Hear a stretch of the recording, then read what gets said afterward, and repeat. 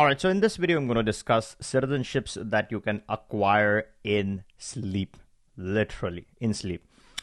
I'm going to touch upon the topic of paper residencies, what it means and how it works, and it's going to be super interesting. But before we get started, make sure to go ahead and subscribe to my channel. It's only a matter of time that you're going to watch more videos and then eventually subscribe to my channel. So do it now. It helps the algorithm. It also helps me create great content and bring it to you firsthand, news updates, analysis, and launch of new programs. So make sure you also turn on that bell notification. All right, let's get started.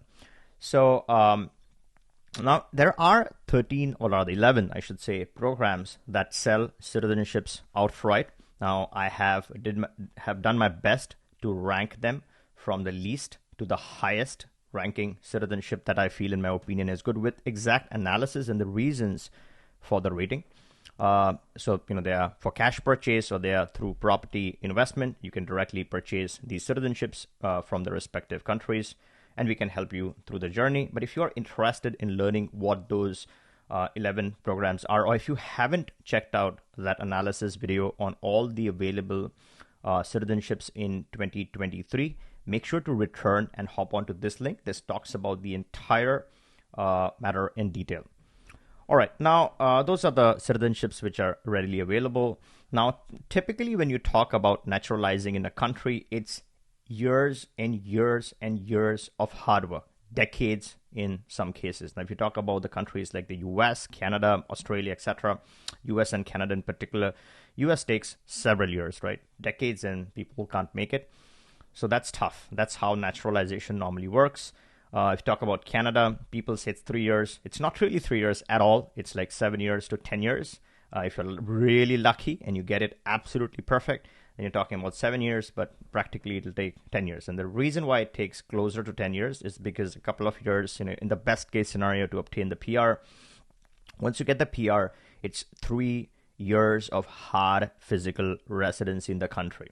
Now, which means if you don't exit Canada for a single day, then in 3 years, yes, in theory, you can apply for citizenship. But practically speaking, people travel, they have to go, travel places. So it's like, 3 years in 5 years. That's the best case scenario that you can strike. So let's say 5, for most people. So you're talking about 5 plus 2 is 7 right here. And when you apply for citizenship, it is a long process. It's not something that you apply and you get the passport the next day. You're talking about a year or two if you don't have any complications. So you're talking about really 9 years to 10 years on an average. It takes a whole decade, right? You got to physically live every single day and prove your residency in the country. So it's not that simple.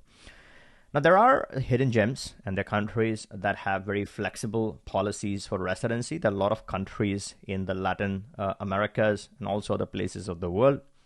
Some in the Africas, and I'm heavily invested in looking at the Africas. More to come on that. But so these hidden gems provide you with an easy pathway, low-hanging fruits, as I would call them, to obtain. So once you get started, it's very flexible. So while you're asleep, meaning while you're enjoying your flexibility with that country, you can work yourself or count that time towards citizenship. So you have to start the clock at some point, right? So these countries let you start the clock even on a temporary residency. There are a lot of countries where it doesn't matter where you're getting a temporary residency or a permanent residency. No matter what, start the clock. Temporary residency in certain countries is much better than the permanent residency, because permanent residency would then mean that you permanently reside there. You're declaring that, so you'll be liable for proving that, right? That you took the permanent residency for some specific reason why you wanted this. But temporary residency is where you have more room, you have more flexibility. Now, this is not immigration, legal, or tax advice. This is educational content and my personal assessment or opinion on this matter. But you have to be genuine, right? So even if you have a temporary residency, if you claim certain things when you're getting this, you have to stick to your original reason. You can't abuse the program, right? You can't do anything wrong. So although it is temporary, if you said you're using it for a certain purpose, then you should be able to prove or justify, or your circumstances change, then you should have all of that with you to prove your case, right? But nonetheless, that's besides the point. The main point here is that you start off with a temporary residency in a lot of Latin countries, and then you can work yourself towards that citizenship. Now, typically, you do need ties to the country. You have to reside in these countries eventually. You have to domicile in this country. So you got to be genuine with genuine intent. But the clock starts early. You have that flexibility. You can decide whether you really want it, not want it, how you integrate in the country. It also gives you time to learn any new languages, or language, I should say, rather. Usually it's either Spanish or Portuguese in Latin or South Americas. So it gives you some time to figure out your stuff, time to like the country or not like the country. And then eventually towards the end, there's very flexible or very less or minimal residency requirements that they ask you for. Again, your circumstances can change, and there are, different scenarios that might change how much time you eventually end up spending.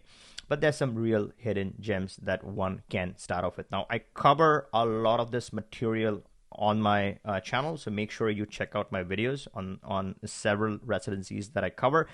And if you are wondering what is the best residency for you to get started in your situation, because each residency has different requirements, right? So tax residency is one thing, physical residency is another. A lot of people have this misconception that a tax residency automatically, or rather physical residency automatically needs to trigger a tax residency. In some cases, yes, but in a lot of cases, that is not the case. So you can keep them separate based on your objective. So if you are interested in figuring out all of that and the best residency, you know what to do. Click that link in the description and book a call with us so we can discuss what you're specifically looking for and what works best in your particular circumstances. And then you can take that call on what's the best option.